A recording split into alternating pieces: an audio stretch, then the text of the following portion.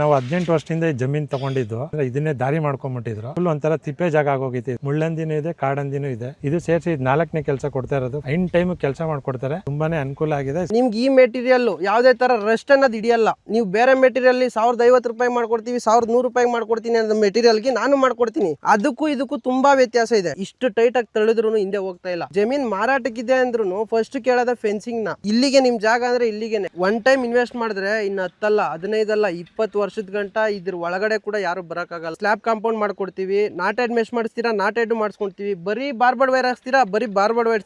10 ಅಡಿ ಕಲ್ಲು, 9 ಅಡಿ ಕಲ್ಲು, 8 ಅಡಿ ಕಲ್ಲು, 7 ಅಡಿ ಕಲ್ಲು, ಈ 4 ತರ ಕಲ್ಲುಗಳಲ್ಲಿ ಕೆಲಸ ಮಾಡ್ಕೊಡ್ತೀನಿ. ಆಲ್ ಓವರ್ ಕರ್ನಾಟಕ ಎಲ್ಲೇ ಇದ್ರು ಕೆಲಸ ಮಾಡ್ಕೊಡ್ತೀನಿ. ಊಟ ತಿಂಡಿ ಲೇಬರ್ ಇನ್ಸ್ಟಾಲೇಷನ್ ಪ್ರತಿ ಮೆಟೀರಿಯಲ್ ನಂದೇನೆ. ಎಲ್ಲ ಸೇರಿಸಿ ನಿಮ್ಗೆ ಒಂದು ಕಲ್ಲಿಗೆ 750 ರೂಪಾಯಿ ಬೀಳುತ್ತೆ. ಇದು 8 ಫೀಟ್ ಪೋಲು, ಇದಕ್ಕೆ ಮೆಶ್ ಹಾಕಿರೋದು. ಇದು ಬಂದು ಸಪರೇಟ್ ರೇಟ್ ಇದೆ. ಸ್ಕ್ರೀನ್ ಮೇಲೆ ಬರ್ತಾರ ನಂಬರ್ಗೆ ಕಾಂಟ್ಯಾಕ್ಟ್ ಮಾಡಿ. ಸರ್ ನಮ್ಮ ಹೆಸರು ಬಂದು ವಂಶಿಕ್ ಅಂತ.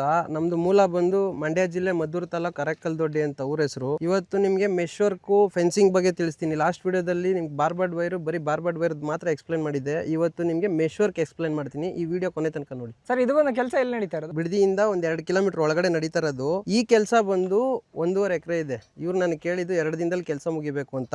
ಸರ್ ನೀವ್ ಏನ್ ನೋಡ್ತಾ ಇದ್ದೀರಾ, ಇವತ್ತು 8 ಅಡಿ ಕಲ್ಲು, 2 ಅಡಿ ಒಳಗಡೆ ಹೋಗಿದ್ದೆ, 6 ಅಡಿ ಮೇಲೆ ನಿಂತಿದ್ದೆ. ಅದಕ್ಕೆ 4 ಲೈನ್ ತಂತಿ ಬಾರ್ಬರ್ಡ್ ವೈರು 14x14 ಬ್ಲೂ ಜಿನ್ ಕೋಟೆಡ್ ಟಾಟಾದಲ್ಲಿ ಹಾಕಿರೋದು. ಅದಕ್ಕೆ ಬಂದು ನಿಮಗೆ ಮೆಶ್ ಕೊಟ್ಟಿದ್ದೀನಿ. ಅದು ಸರ್ ನಾನು ಹಾಕಿರೋದು ಟಾಟಾ ಮೆಶೆ. ಸರ್ ನೀವು ಏನು ನೋಡ್ತಾ ಇದ್ದೀರಾ ಇಲ್ಲಿ, ಈ ಮೆಶ್ನ ಯಾವತ್ತೇ ಆಗಲಿ ಹಿಂಗೆ ಹಿಡ್ಕೊಂಡು ಹಿಂಗೆ ತಳ್ಳಿದ್ರು ಹಿಂದೆ ಹೋಗ್ಬಾರ್ದು. ಏನಕ್ಕೆ ಅಂದರೆ ಇಲ್ಲಿ ಬೈಂಡಿಂಗ್ ವೈರ್ ಬಿಗು ಮಾಡಬೇಕು.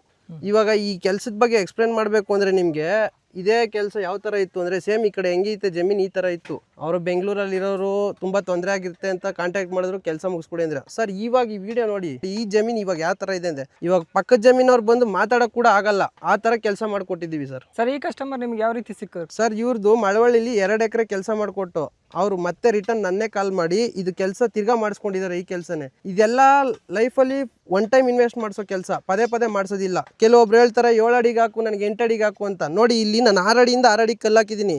ಎಷ್ಟು ಟೈಟ್ ಇದೆ ಅಂದರೆ ಮೆಶು ಹಿಡ್ಕೊಂಡು ಎಳೆದ್ರೂ ಬರಲ್ಲ, ಈ ಥರ ಎಳೆದ್ರೂ ಬರಲ್ಲ. ಏನಕ್ಕೆ ಅಂದರೆ ನಾನು ಅಷ್ಟು ಟೈಟಾಗಿ ಹಾಕಿದ್ದೀನಿ.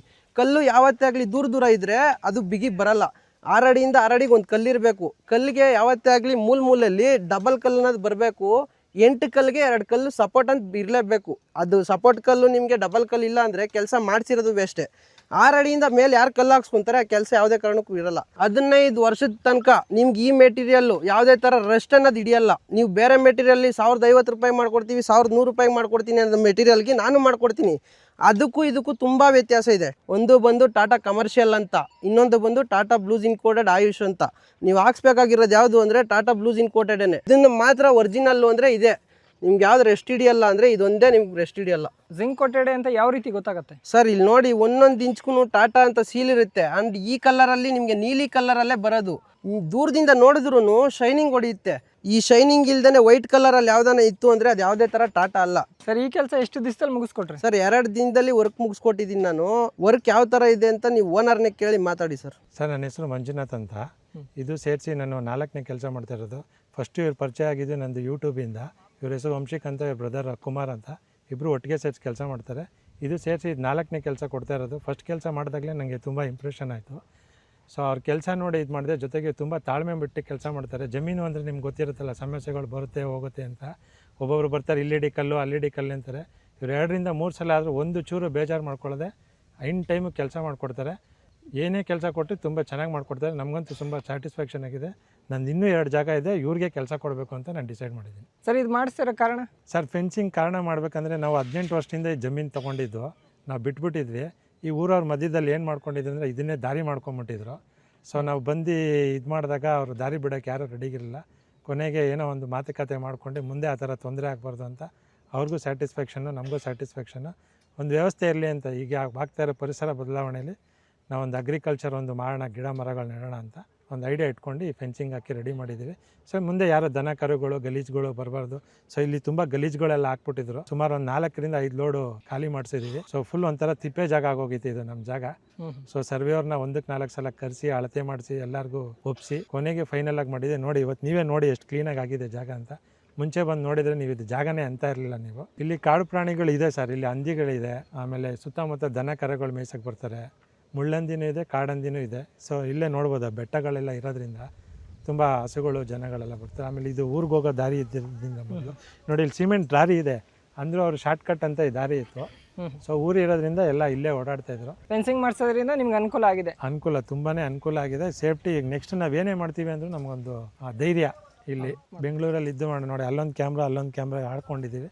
ಸೊ ಎನಿ ಟೈಮ್ ಇನ್ಮೇಲೆ ನೋಡ್ಕೊತೀವಿ. ಫಸ್ಟ್ ಟೈಮ್ ನಾನು ಇವರು ವಿಡಿಯೋದಲ್ಲಿ ಒಂದು ಚಾನ್ಸ್ ಕೊಟ್ಟರು ಮಾತಾಡೋಕ್ಕೆ ಅಂತ.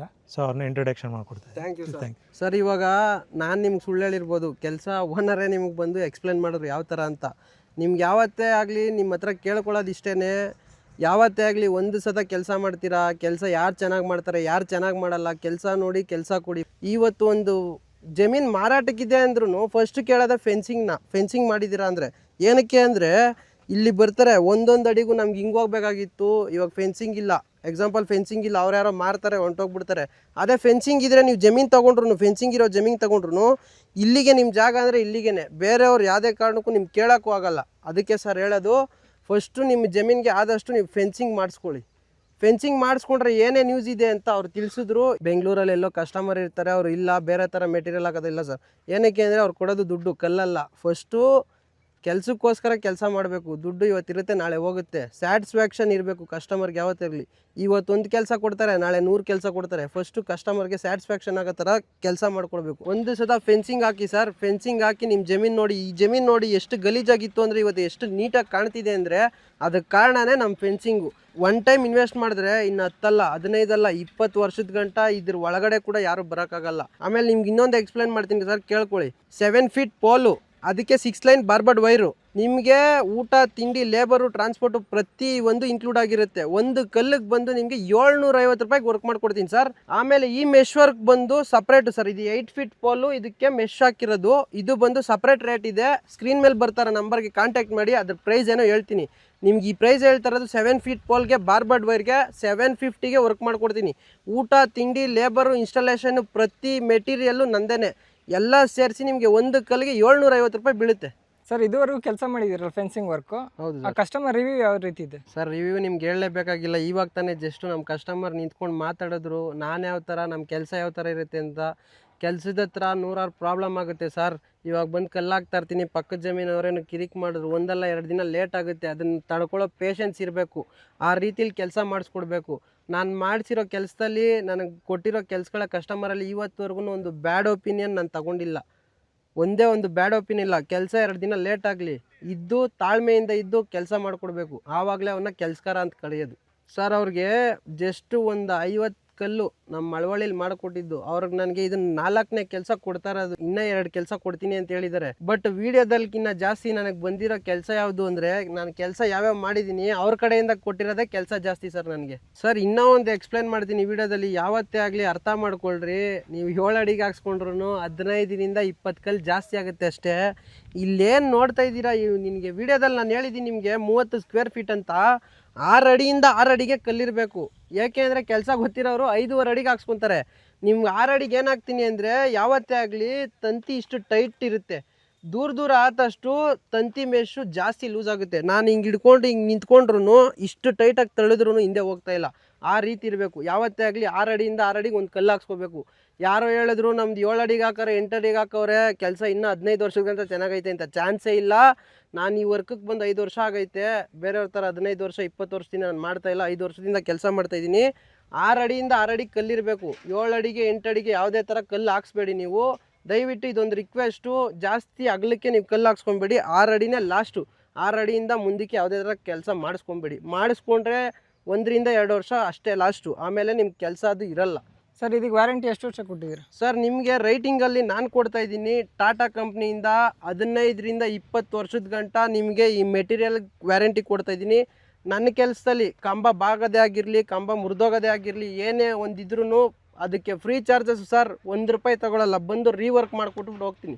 ಇದು ನಾನು ವಿಡಿಯೋದಲ್ಲಿ ಕೊಡ್ತಾ ಇರೋದು ನಿಮಗೆ. ಫೆನ್ಸಿಂಗಲ್ಲಿ ಯಾವ್ಯಾವ ರೀತಿ ಫೆನ್ಸಿಂಗ್ ಮಾಡ್ತೀರಾ ನೀವು ಸರ್? ನಿಮ್ಮ ಫೆನ್ಸಿಂಗಲ್ಲಿ ಸ್ಲ್ಯಾಬ್ ಮಾಡಿಸ್ಕೊತೀರಾ, ಸ್ಲ್ಯಾಬ್ ಕಾಂಪೌಂಡ್ ಮಾಡ್ಕೊಡ್ತೀವಿ. ನಾಟೆಡ್ ಮೆಶ್ ಮಾಡಿಸ್ತೀರಾ, ನಾಟೆಡ್ ಮಾಡಿಸ್ಕೊಡ್ತೀವಿ. ಬರೀ ಬಾರ್ಬರ್ಡ್ ವೈರ್ ಹಾಕ್ತೀರಾ, ಬರೀ ಬಾರ್ಬರ್ಡ್ ವೈರ್ ಹಾಕ್ತೀನಿ. 10 ಅಡಿ ಕಲ್ಲು, 9 ಅಡಿ ಕಲ್ಲು, 8 ಅಡಿ ಕಲ್ಲು, 7 ಅಡಿ ಕಲ್ಲು, ಈ 4 ಥರ ಕಲ್ಲುಗಳಲ್ಲಿ ಕೆಲಸ ಮಾಡ್ಕೊಡ್ತೀನಿ ಸರ್. ಆಲ್ ಓವರ್ ಕರ್ನಾಟಕ ಎಲ್ಲೇ ಇದ್ದರೂ ನಾನು ವಿಸಿಟ್ ಕೊಟ್ಟು ಕೆಲಸ ಮಾಡ್ಕೊಡ್ತೀನಿ. ರೈಟಿಂಗಲ್ಲಿ ಏನು ಕೊಟ್ಟಿರ್ತೀನಿ ಅದೇ ಪ್ರಕಾರ ಕೆಲಸದಲ್ಲಿ ನಡ್ಕೊಳ್ಳೋದು. ಯಾವತ್ತೇ ಆಗಲಿ ರೈಟಿಂಗಲ್ಲಿ ಇರಬೇಕು, ಮಾತಲ್ಲ. ರೈಟಿಂಗಲ್ಲಿ ಈ ರೇಟ್ ಕೇಳಿದ್ದೀನಿ ಅಂದರೆ ಆ ರೇಟ್ಗೆ ಕೆಲಸ ಮಾಡೋದು ನಾನು. ಇದುವರೆಗೂ ಎಲ್ಲೆಲ್ಲಿ ಕೆಲಸ ಮಾಡಿದ್ದೀರಾ?